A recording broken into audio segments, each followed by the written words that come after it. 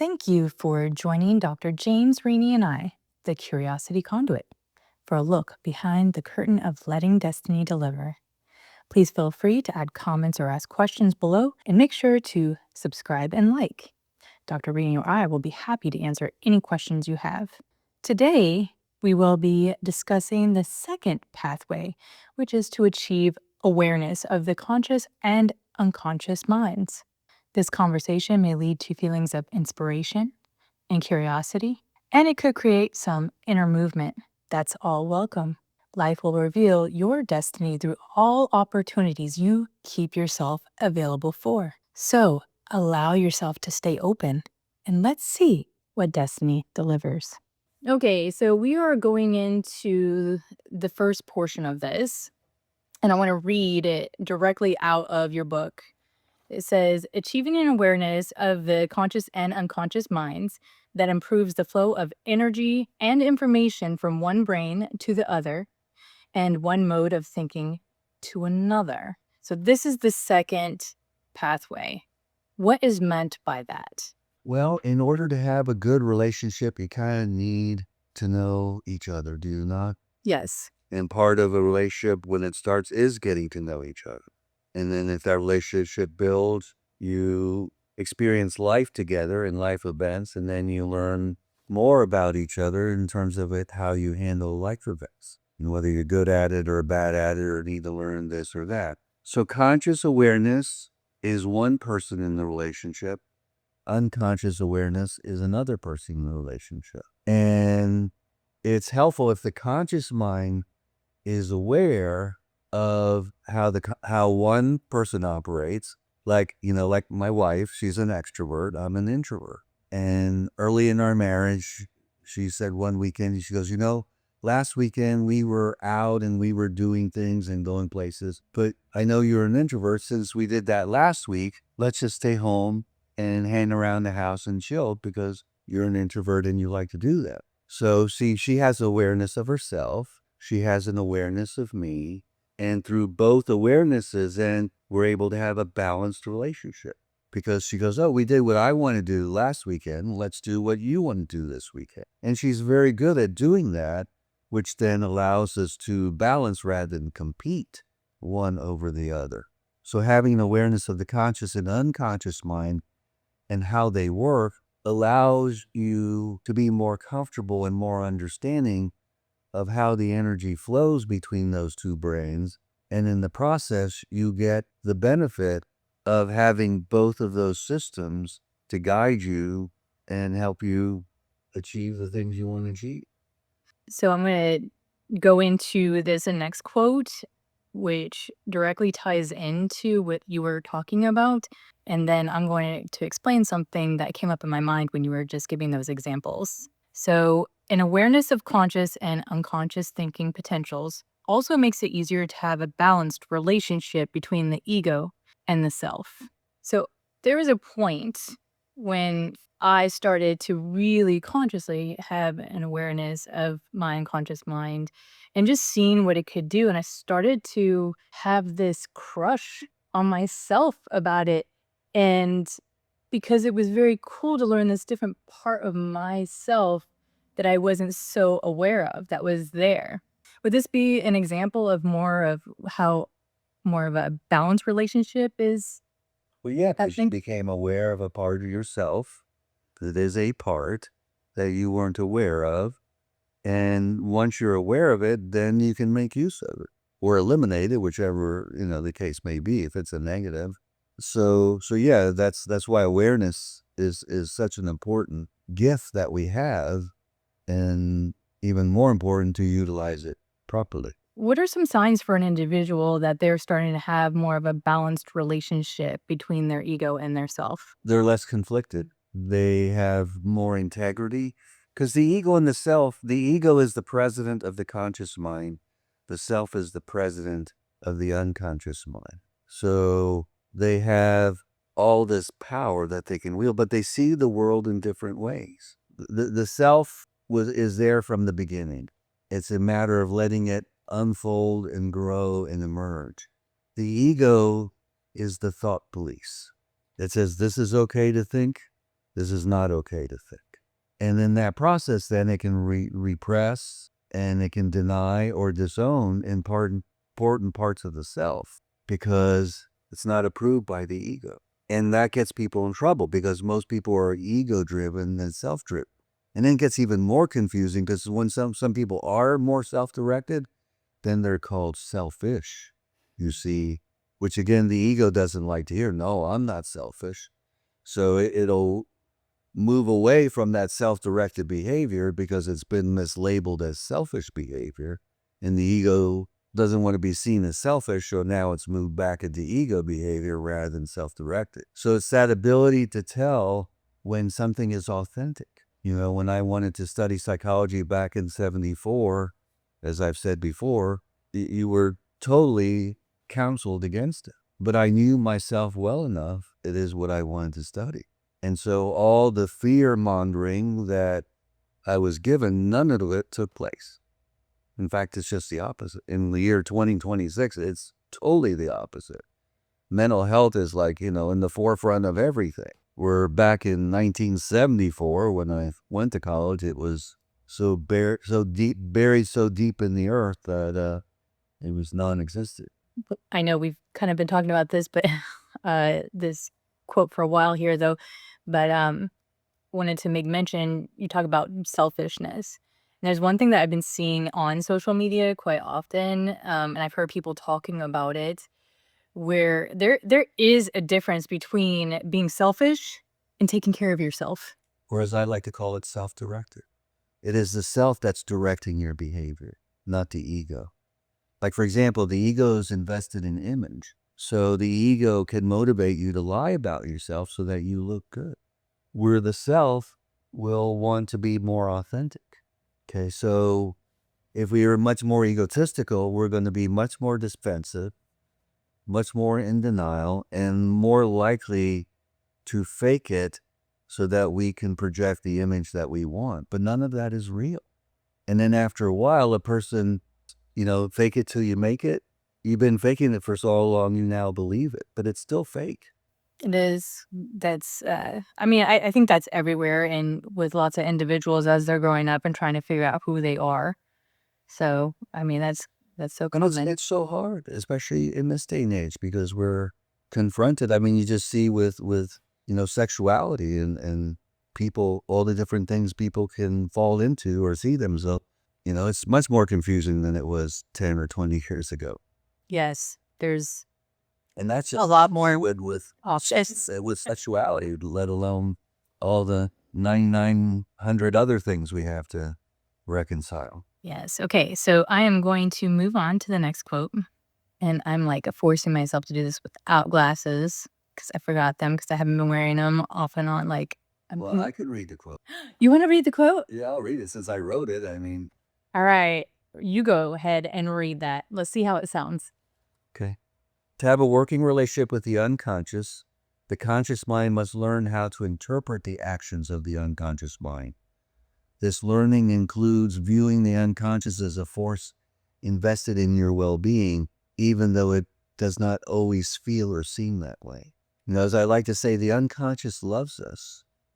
And in loving us, it's there to protect us and guide us to where we belong to be. And what does that mean? It doesn't always feel that way. Is that when the ego is stepping up and giving you some other feelings to interpret what's happening? Yes, or people have told us these things about ourselves. If somebody pays you a compliment, oh no, that you don't believe the compliment because you told yourself or other people have told you something about yourself for so long you can't believe it. Or your mother may say you're smart. Oh no, I don't believe it because it's my mother who's telling me. And of course your mother's going to tell you you're smart, which isn't true, but people think that. And then it's a way to dismiss a way of learning something about themselves. But we have to tune into the unconscious, that's part of it. When you're talking about interpreting the actions of the unconscious mind. So, because it is a working relationship. And it's hard to interpret or understand something that isn't perceptible in how we normally perceive things. You can't hold it, you can't see it, you can't smell it, you can't do anything with it. Oh, you can feel it though. you can feel it because that is one of the things, it's like air, you can't see it, but you can't live without it. And because you can't see it and because it's everywhere, you usually don't think about it until you're without air, when you can't breathe. Right. Okay. So the unconscious is like that. It's this silent partner that's always working in the background, but you can catch it perceiving. Like one of the things, and it's hard to catch it unless you know specifically what it does. Like, one of the obvious ones is people will pun and go, no pun intended. It's because the unconscious puns. It's not the conscious one that puns. It's the unconscious. And we pun much more than we realize, because somebody has to point it out to us. Okay, so the other thing, the unconscious is emotional. Well, we have lots of mindsets against emotions. You're weak if you cry or you're feeling. You're not a man if you feel. So then we deny, we disown, we repress those feelings. The feeling is a sensory function. Like your eyes are a sense. You don't close your eyes because, oh, my eyes deceive me. Or only weak people look through their eyes. So we've made this out to be this terrible thing, feelings. And then the another thing about the ego, anything it doesn't understand, it's threatened by. So as far as the unconscious, for most people, either they don't believe it exists, or secondly, they're afraid of it. So in not believing it exists and being afraid of it, we can deny it, we can disown it, we can repress it. We use alcoholism as an example. In order to recover as an alcoholic, the first thing you have to do is own that you're an alcoholic. Because the alcoholic is the last person on the planet to know they are an alcoholic. Everybody else knows it before they do because of the denial, because of the conscious denial. They don't want to own that because it's a negative thing. But you have to own it before you can then treat it or deal with it yourself. Because once you own it, you understand your behavior better, and then you have to start regulating that behavior, which is not allowing yourself to drink, essentially. So I do like that example. I want to bring up examples that I think happens often in our society, and even maybe the listeners that may have happened to them. So you talk about how the ego, it will come into play when somebody's feeling like insecure about people, and sometimes we'll start to treat or tear down that, treat them bad or tear that person down based upon their own insecurity. Would that be an example, like with the ego That's a jumping in? very common example, yes. Okay. And it's very destructive, of course. It is, but I wanted to bring this up because I see it often. So here's how I would ask a person to interpret their insecurity. They're on a growing edge. Being self-conscious is being on the growing edge. That you're on the edge of growth. You can retreat back into comfort, or you can take ownership. Hey, I have an inadequacy here. Let me work on strengthening it and making it adequate.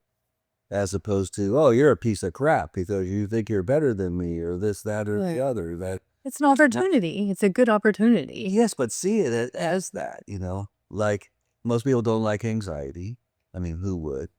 But when I get anxious, the way I look at it now is I'm on the growing edge. It's an opportunity for growth. So rather than back away from it, I decide to move forward because I want to grow. And as we're talking here, I'm delineating the differences between the conscious and unconscious. And that's the place to start. The other thing about the unconscious mind is we often do things that we don't understand about ourselves because we're doing it unconsciously. Somebody may ask you why you do that. You go, well, I don't know. Well, whenever somebody sincerely says, I don't know, it means they were doing it unconsciously. Sometimes people say, I don't know, which really means I don't want you to know. That's a different I don't know than I don't know why I did that. Okay. So things we don't know how we do them or why we did them is unconscious. That's how Paul McCartney wrote his songs. They were very much unconscious. They just came to him. Well, I think a lot of artists write like that. Right, but he accepted that. He noted that and would let it happen. As opposed to saying, okay, I'm going to write a song and sit there, wait, I can't think of anything. Where when it's unconscious, it just flows. In fact, you can't write fast enough to keep up Right. with the information with this unconscious. And that's the beauty about when you really are good at letting your unconscious do things, everything becomes effortless. Anything that's done conscious is effortful because the conscious mind does things intentionally. The unconscious mind does things automatically. So think of the energy you save if you could do things automatically rather than effortlessly. That's nice. Okay, I'm going to move on to the next quote. Okay, you want me to read it? Did you like reading it? Well, I'm the one that wrote it, so it's easier for me to read it. I can read or you can read. Please go ahead. I like hearing you read this. All right. The quality of the working relationship that the two minds have with each other will determine whether you achieve self-health or fall into self-sabotage. So it's really echoing what we were just talking about. And that's true of any relationship in life. Okay, if you think of two people, the better working relationship two people will have, the healthier the relationship will be. The poorer working relationship they have, the more it will run into unhealthy relationship, or if it's just yourself, self-sabotage. When you don't listen to yourself, it's a form of self-sabotage. And we built the foundation on the previous recordings of a lot of what we're talking about here, but I really like being able to talk about the two minds because I think it's very difficult for people to wrap their head around that, the idea of that. No pun intended. So it must be It is discussed. it is. And unfortunately, there's so much distance between where we are today and people understanding the two minds, even though we know more about the two minds today than we ever had. In learning that is one thing, but in how we've applied it in life, we've become very one-sided. Everything has become digital. Analog has been thrown away. And analog is much more powerful. Not as easily replicated, but it's much richer, much more powerful than digital. And then you're only using one. You're not using analog and digital. So we're all left brain. We don't, in the right brain, the unconscious doesn't quit working.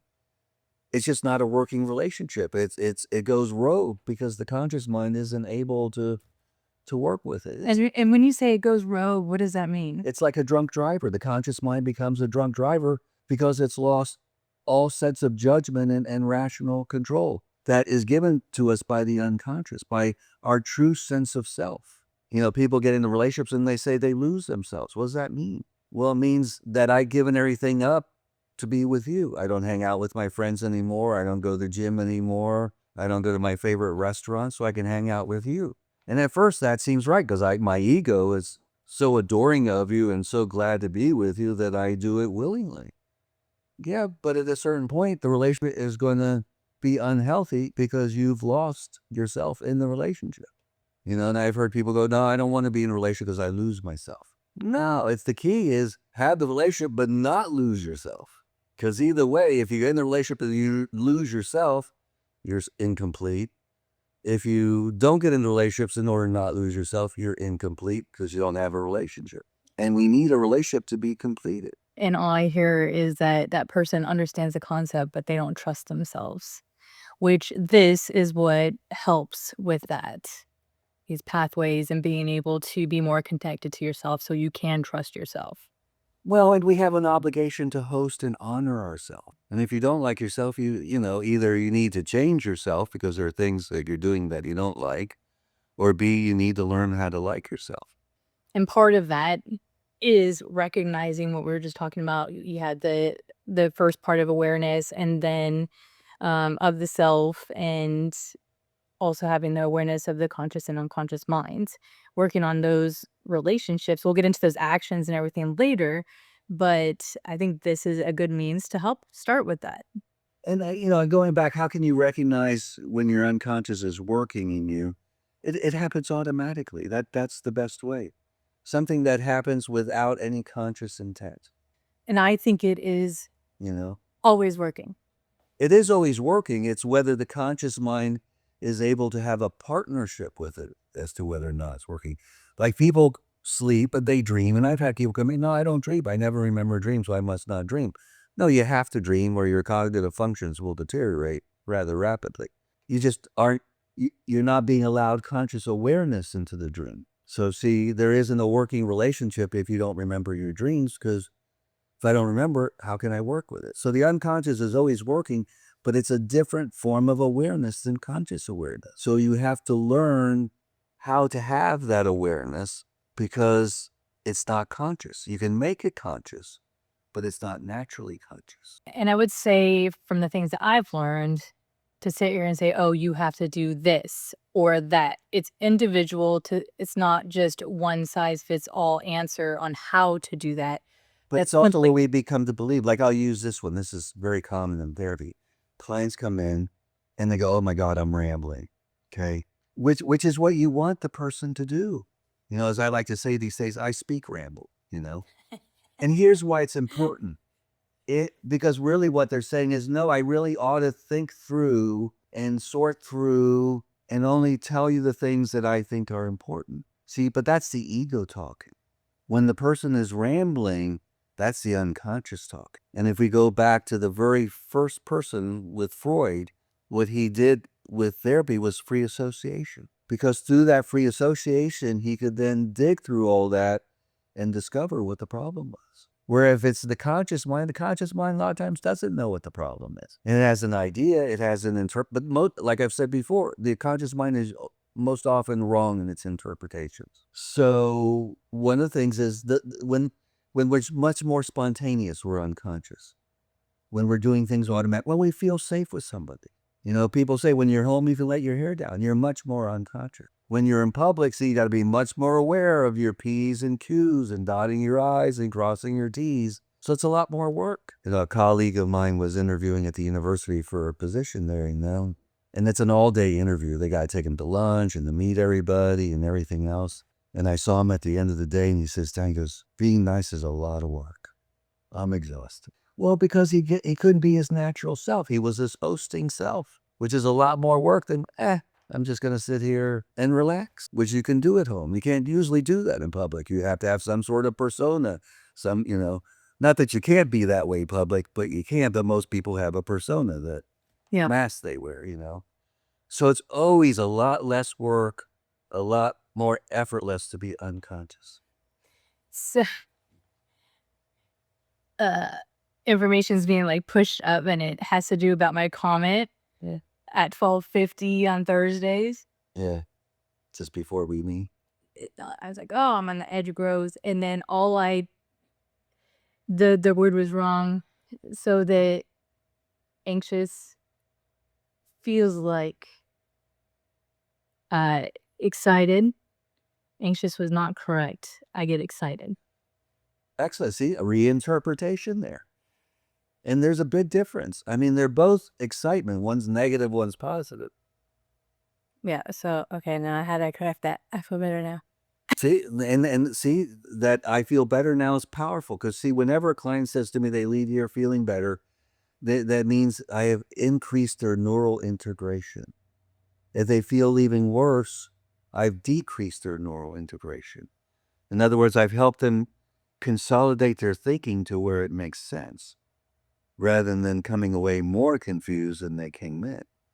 And that was a perfect example there, is how you mislabeled something without even knowing you mislabeled it. Is I kept talking, I knew I did it quite soon after, but I couldn't find the right word yet. well, no, I just didn't want to like interrupt, and I'm like, I got it. Keep going. You did it. And now you could substitute the new word, which feels a lot better. Excitement is a lot better than anxiety.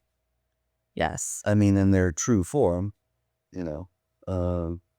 And that's the way the system works right there. That one little thing, if you did do that 10 times a day with stuff, even one thing can make a huge difference. So like going back to, you know, rambling versus, I've written down everything and I'm going to read to you. I got a list of all the things that are about them, which people can do the first few times, but after so many sessions, so when you're rambling, that's nonlinear. That's unconscious. When you're linear, when you have a list and you're listing off all the things that you think are wrong or why, that's conscious. I like it.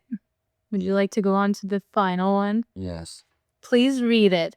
I love listening to you read your quote from your book. Quotes. Yes.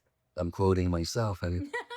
People who have a secure sense of self have challenges that are similar to those that confront the insecure. They just handle them differently than someone without a sense of self. Okay, so what that means is I can have a problem, you can have a problem. You choose to deal with that problem by getting drunk. I choose to deal with that problem by going and talking to the person that I have a problem with and reconciling that. But why am I going to get drunk? Was Why- I'm not either. You're getting drunk and I'm going to talk to the person in this scenario. Well, it's just an example how we can both have the same challenge, but not handle them differently. A secure person will confront their challenge. An insecure person runs from a challenge, where there's alcohol, drugs, running away, distractions, Or doing things that eating, it like cuts down the person. or cuts them down. Yeah, or talking behind their back to something. But it's all motivated by an insecure ego. Yes.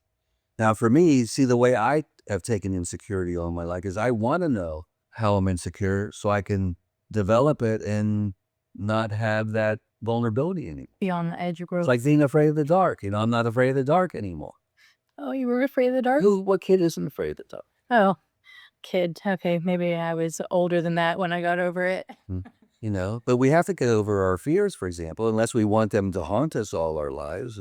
I mean, it's not a good idea. I was shy. I was introverted. I felt very inadequate. That's not something good to have for a lifetime. So, but, and going back to that sense of self, because it is a sense. If I'm insecure, I'm going to sense that everybody is against me and people are talking about me and they're laughing at me and they see all my inadequacies, none of which is true, but because I am insecure, that's the narrative my senses are going to write. Well, whereas if I'm secure, it could go the other direction, just as distorted. Oh, everybody loves me. Oh, they think I'm the best thing since sliced bread or whatever, That's inflation. That's not secure. That's inflating your sense of self, okay? A secure sense of self can embrace both their inadequacies as well as their gifts equally. That resonates with me. And that creates balance. There was this pitcher, Greg Maddux. He pitched for the Atlanta Braves. He won the Cy Young Award 4 times. What the Cy Young Award is, you're the best pitcher in the league. And there are a lot of pitchers in the league, okay? Because you got relief pitchers, you got starting pitchers, you got middle relief, you got tons of pitchers. 4 years he won it. You're lucky if you win it once. And that was without steroids or any drugs whatsoever. It was purely... And anyway, the point of the story is I watched the end of a game one time, just a normal game. And he had pitched it, he won. And they always interview the person. He goes, whenever I win a game, I look to see what I could have done better. And whenever I lose a game, I look to see what I did that worked. He goes, and that keeps me emotionally balanced. And that's kind of what I'm saying here, but in his own words. Because then you create a win-win situation. Even if I lose the game, I still win because I come away with something that I did that I can do better. Yes, and that is that self-reflection. Right. And willingness, to admit you can do better, for one, and see it. And then even if he loses, if he wins because there's something he can do better. If he wins, then it's a double win, because not only do I win and get the win from that, but I also look to see what I could have done better, so I win again. Most people put themselves in no-win situation. It's best to put yourself in a win-win situation. Yes, that's what I prefer. Like many years ago, I had a first date with this girl. She canceled. I go, well, look at the money I saved. You see, it was a win situation. That's what you thought. That is the first thing I thought. Look at the money I saved. Because I don't need someone to have fun. I mean, I trust me, I wanted to go out on a date with her, but as opposed to, oh my God, there I go. I got rejected again. I'll never get a date. Nobody likes me, So I could have gone that direction, but I made it a win. Look at the money I saved. You laugh. It's true. Because I think that's the ego speaking. Well, the ego can be helpful. It's not there, for no reason at all. That was some good stuff there today. Thank you for joining Dr. Rini and I on this journey behind the curtain of letting destiny deliver. Join us next time as we will learn about the third pathway under awareness, contributing to the means of achieving self-health and development. Remember, questions or comments are welcome below. Now ask yourself, what part of your life might destiny be trying to speak through right now? Keep exploring, stay curious, and remember, destiny isn't something you chase. It's something you allow. Until next time, be well.